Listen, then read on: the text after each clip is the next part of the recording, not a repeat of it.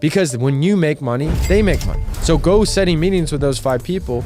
Even if you mess up all of them, which I don't think you will have more information to make better decisions and change your life and build the company that you want. They were signing a $49,000 deal where I'm making thousands of bucks, and I would close deals, and I made these guys so successful and built it back to that #1 office. Number one, it's exposing every single weakness that you have personally with yourself and in your business. You will find yourself in that exact same predicament in another business or in another city or with another person that you're dating or another group of friends, and go out and literally apply to 300 different jobs per day. And you're gonna find out a heck of a lot more information than you just dreaming and watching YouTube videos. Hey guys, welcome back to the Mitt podcast, episode number 118. In this episode, we're going to be talking about the importance of taking massive action. And if you're going to lose in action, don't lose in planning. I can't tell you how many people come to me with an idea, a goal, a business, something that they want to achieve. And the first thing that naturally comes to their mind, which is instinctive to all human beings, including me, is we first think about all of the potential issues and things that we don't know. What I've learned in life is the world will literally bend to your will when you start taking action. And so much so that the world starts working in favor of those who take action. The reason why is the world and every human being in it responds to frequency and energy. Whether they know this, whether they believe it, whether they don't, they respond to that energy. So when you decide with absolute certainty that you're going to go after a goal, you're going to shift industries and apply jobs in this area, you're going to start a business, you're going to try to lose 10 pounds, you're going to try to do whatever you have and whatever you set your mind to, your frequency immediately adjusts to the certainty that you hold. And as you start taking action, what occurs is this: you deal with more rejection than you've probably dealt in 6 months, but you also get more information than you would have ever got by planning, strategizing, and Googling. And in that action and in that feedback that you get, you now have more information and resources to solve a problem that you're working towards. Action creates answers. It gives you the missing question marks that you would never have even if you're the most intelligent person on earth, because you never know till the bullets are flying. Like Mike Tyson always said, everybody has a plan until they get punched in the face. And so when you take action, that's what's going to give you answers to keep you evolving. And what's interesting is, when I first started my first company, there were so many different things that I did not know. I'd always tell my brother, man, could you imagine if we knew this 3 years ago? But the difference between a lot of other people and myself in that moment was that I said, screw it, I'm okay if I fail. And I started taking immediate action. And in that, I started solving problems faster than someone was ever making a decision. So I failed 10 different times, but because I just moved so quickly, before someone was debating on starting a company or not starting it, I was already solving that problem and working on the next one. And that is how you get to where you want to be. A key way to do this, and a good way to look at this, is let's say that you want to apply for a job in a specific industry, or you want to move to a different country or a different city. Let's say you live in Nebraska and you've always had a dream job of working in the media business in New York. The first thing that you should do is go send literally 5,000 or until it breaks LinkedIn's thing and you have to upgrade your subscription. Connect with so many different media recruiters and executives in New York and message all of them. Then go and update your resume and study every single person that has that exact job and make yours as close to it as possible. Get references, do letters that you're sending them that are incredible, and go out and literally apply to 300 different jobs per day. Then save up all your money, go out to New York and start meeting people, go to events. You do all these different things. And so my point is are you suddenly just going to have this perfect job? No. But what's going to happen is you're going to find out so much more about that specific industry. You're going to meet more people in it. And you've taken so much action that regardless, you're going to have some type of conversion for getting an interview and getting a job offer. And you can build that internal operation around that to give yourself the best bet. And you're going to find out a heck of a lot more information than you just dreaming and watching YouTube videos. It's about taking action. The key is that the time is just simply never going to be perfect. It's never going to be perfect whether you have kids on the way, whether the economy is shifting and maybe it's heading towards a recession. There's so many different things that are going to pop up. And logically, it's almost always going to make sense to wait. That's where the action takers seem to find a way. And that's why if you guys have met really, really successful people, while some of them are wicked smart, a lot of them are there out of just sheer will and confidence. And now they've learned and became really great at what they do. Not because they had the highest IQ or the most resources or the best connection, but because they took action when other people hesitated. You know, early on in my career, a lot of you guys know a lot about it. I started off in sales and then eventually got a job when I moved back to Houston in sales. And I quickly was moving up within the organization. I was doing great.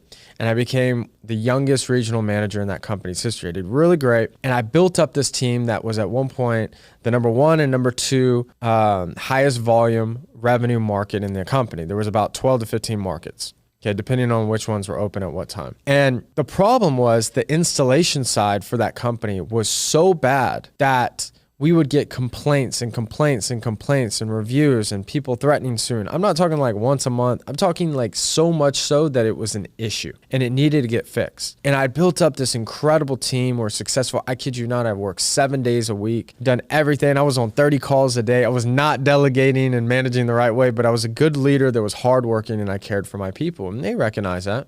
Hey guys, if you're an entrepreneur, business person, or you just want to grow as an individual, I just started a private business community that has over 200 different entrepreneurs from a multitude of different industries. We have weekly live calls with Q&As.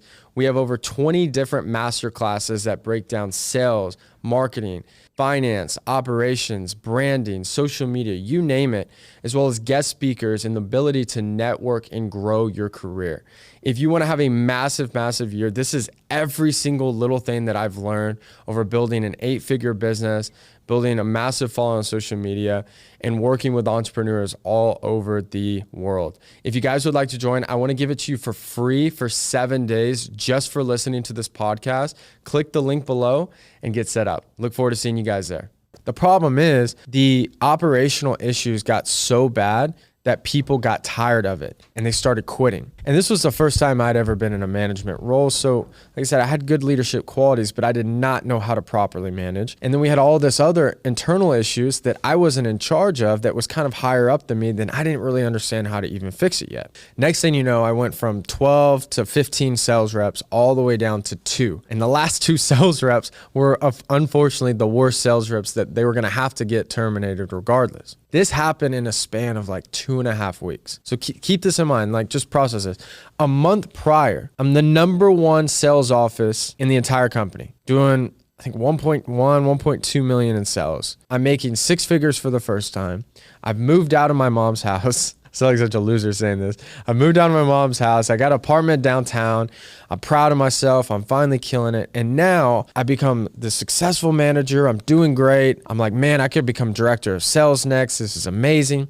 And now I'm all the way back to square one, scared to death I'm going to get fired. The problem is this. We were at a record sales point, but I just lost 95% of my sales force, and the 2 guys left are not the best sales reps, which is going to hurt us even more. It'd be better if they were gone. So not only do I have to hire back that entire team, but I also have to try to find a way to make up the sales myself. Now, I was a good sales rep. I was always top 5, top 6, top 7, sometimes top 3, but I was never elite. I was good, but just out of just natural abilities. And I had this kind of oh shit moment that if I don't figure this out within about 2 weeks, I'm going to lose everything and I'm going to be back living at a family member's house and not knowing what the heck I'm going to do with my life. So I was as nervous as could possibly be. And a lot of us that might be listening to this are in similar type of situations, probably a lot that are much more dire than the one I'm talking about now. And this is where the action takers always find a way. What I committed is that you have to have so much absolute certainty that you're borderline crazy. You have to absolutely know that you're going to find a way to make it happen. And so what I started doing is I just decided, I said, look, I'm not only going to build back the team better, not only am I going to break the record, but I'm going to be the number one sales rep. I'm going to close at such a rate that no one has ever done in the company. And I'm going to solve and figure out the project management issues with the people above me. And if not, I'm going to go leave and work somewhere else. And I remember that next week, I'm running appointments, and I just kept getting no-showed, meaning the customer wasn't there. And now the CEO's breathing down my neck, the director of sales breathing down my neck. 5 days ago, they were saying all this positive stuff, so I want to quit. Now, they're all on me because now they're feeling the pressure because they're losing $1 million in revenue in a month. It's a big difference. And I'd finished an appointment around 4 o'clock, and last minute they said, hey, Grant, there's another appointment in Lake Jackson. Okay, Lake Jackson is about an hour and a half-ish outside of Houston, Texas. And the appointment was 7 o'clock at night. And this was in the winter at the end of January, maybe beginning of February. So it gets dark around 5 o'clock. So I'm driving down and I get there a little bit early and I drive by the house and it literally looks like, I don't know if y'all have ever seen the movie Haunted in Connecticut. It looks like a haunted house. It looks like I would just get murdered there. Pitch black, no lights, trees all around it. I'm sitting here thinking like they must have set the wrong appointment. I called the dispatcher. I'm like, hey, can you check on this house, make sure it's the right one? They said, yep, it's the right one. They sent me the call recording. I'm like, okay, this lady sounds nice. So I'm like, you know what? Screw it. I pull up to the house and I'm sitting here thinking like there's like 25% chance I'm not going to make it out. This is a sketchy house. And this is coming from someone who's been in thousands and thousands of appointments. I mean, I've had pit bulls chasing at me. I've had people pull guns. I've had all types of crazy stuff. So for me to see this house and be like, this is a little sketchy, it looked bad. And so I said, you know what? F it. I don't know if this is even a person. I don't know if this is the right house, but they are going solar. It's that simple. So I get out of the car and I walk up. It's pitch black. They don't even have the lights on the door on. I ring the doorbell. This big dude comes out. He's got a big beard. He looks like a lumberjack. And he goes, can I help you? And I'm like, yeah, man, I'm Grant. I'm here for the 7 o'clock appointment. He goes, shit. And I'm looking at him like this. He goes, 1 second. And he closes the door. So I'm sitting there, I'm like, okay. And you can hear yelling in the background. He comes out and he says, oh, I didn't tell my wife I set this appointment. And I don't even know, the lady was talking earlier, so I don't know if he was lying. And he goes, she's pissed about this. She doesn't want it. And I said, look, I don't give it, this is what I told him more from her. I said, I don't give a shit if you go solar. The last thing I want to do is waste your time. I can tell you if this is going to make sense in less than 10 minutes. And if it doesn't, I'll leave, we'll shake hands, and it doesn't matter. And he said, I respect that. All right, come on in. So I go in. And the weirdest part about it is when I walked in, the wife was actually really, really friendly. I sit down, I start talking. She's like, all right, let's see how good you are. And I was like, well, look, I don't want to get ahead of ourselves because I don't even know if this works for your house. You guys have a lot of trees and I don't even know if it can work. So I don't want to waste your time. Immediately pull back leverage. And by the end of that deal, 45 minutes later, they were signing a $49,000 deal where I'm making thousands of bucks. But it was my point that at the point of my lowest, I didn't run back home, pray, hope something's going to be good, call my friends and vent to them about how it's unfair and how other companies have better project management. And if I was there, I wouldn't have lost my team. What did I do? I doubled down and I took action. And the reason why that initial deal right there was so monumental to me is every logical reason told me that I shouldn't even go up to that door, that I should go home and I should go blame someone else. Was it my fault that I lost my own team? I think in some capacity, but it was probably mostly the companies when you're having all these big issues, but it didn't matter. I took accountability for myself as the leader on that team and I fought back. And that win propelled me to close at the highest rate that the company ever seen. So much so they had to literally call and check because they thought I was lying and making up my closing percentage and my numbers. And I built that team back. And if I didn't experience, one, how to master sales at that level, but two, how to rebuild a team from scratch, there wasn't help. Because at the beginning I was helped, it was the first time as manager. I had to do this solely on my own back. And I would show up to appointments with 3, 4, and 5 different reps. Literally, like it looks like I had brought my whole family with me. And I would close deals and I made these guys so successful and built it back to that number one office. And if that experience wouldn't have happened, which was so difficult and stressful, I would have never had the abilities to build and scale my first company, which scaled to 8 figures and had all these great awards and be able to talk to you guys like I am right now. So when you face massive difficulties, you have to zoom out. You have to be thankful because what happens is when you're facing these difficulties, it's happening for 2 reasons. Number one, it's exposing every single weakness that you have personally with yourself and in your business. So when you have these issues, it's a sign you need to operationally change. And it may seem like, man, this is horrible. Why am I going through this? But if this small problem you can solve, it'll double, triple, quadruple, massively scale your company because you will solve that problem. And if you don't learn to solve that problem, even if it's in one business, you will find yourself in that exact same predicament in another business or in another city or with another person that you're dating or another group of friends. Because if you don't change,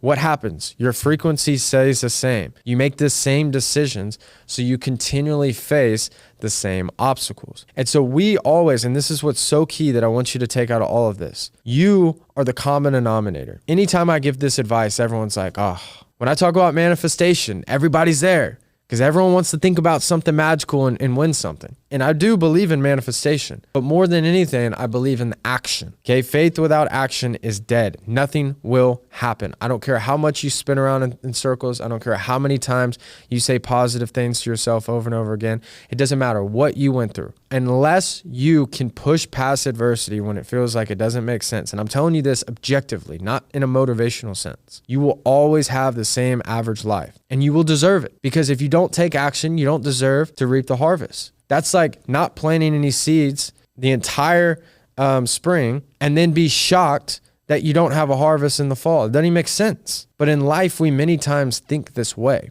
The market does not care what you look like, what you've been through, how hard it was. They have their own problems, no different than you and I. They have kids, they have family, they have stress at work, they have stress in relationships, they have people that pass away just like all of us. So when they are buying your products and services, when they are deciding to invest in you or to spend time with you, it is because they think it improves their life. They do not have time to worry or feel bad about our lives. And that's why it's important that in that moment of obstacles and uncertainty that you double down and you find a way. And when you find that way, it'll elevate you to such another higher level that you'll be able to solve and create the life that you want. All right. So I'm going to run you through these 3 steps on taking action and how to assess it when you're going after something you've never done. And we'll close this out. All right. Number 1, okay, always understand your downside. If you can understand your downside and accept it, it makes 100% sense to go after something that you want. No different when I told you guys multiple times when I was starting my first company, I weighed all the downsides, including losing everything. And I figured out that I could have another job where I can make a certain amount of income, usually within 2 to 3 weeks because what I've done in that industry. So I was okay with that. I've saved up money for XYZ time. I've done all the different things. So I knew I was okay. So I jumped out full force and I didn't hesitate. Number 2 is it's better to be decisive than right. I learned this as a quarterback. You can make the wrong read, but if you get the ball out of your hand quick enough, it does not matter. Same thing in business. If you take massive action quick, you will solve the problem, mess up, fail, and solve it before the next guy even starts the damn company. And this can go for everything, right? 3, the world will bend to your will if you exhaust enough certainty and execution. And as you go after something that you want, including things that you don't understand, the world will work in your favor because your frequency will adjust to what you are becoming. So think about this. You want to start a roofing company. And the first thing that you do is you research everything and then you call and you schedule a meeting with 5 different contractors. You are going to know more than the guy who sits there and plans for hours and hours and weeks and weeks and months and months. And you're going to start taking action. Those contractors, it is in their incentive to help you because if you sell deals, who makes money also? They do. So do you think that they probably know some roofing lead generation companies? Of course. Do you think that they know some of the software and recommendations and things not to do in that industry? Yes. Is it in their motivation to probably tell you? Of course. Why? Because when you make money, they make money. So go setting meetings with those 5 people. Even if you mess up all of them, which I don't think you will have more information to make better decisions and change your life and build the company that you want. So what happens is now you're connected with a lead gen guy. Now you're figuring out, okay, I need this software. I need this. Okay, this is how I get this money. This is how I do this. And then all of a sudden in a week and 2 weeks and 3 weeks and 4 weeks, you're so much further down the line than the guy that just Googled stuff online and was making cute logos. because you actually took action. So hope you guys enjoyed this podcast. As always, you can find me on all my social media channels at Grant Mitt. And guys, if you're listening to this podcast on Spotify and Apple, make sure to check out my YouTube channel. I'm posting a series of detailed business training videos completely for free, where I'm breaking down how to build and scale companies from scratch. So other than that, hope you guys have an incredible week. I'm always rooting for you guys, and I'll see you guys again for episode 119. Thank you guys.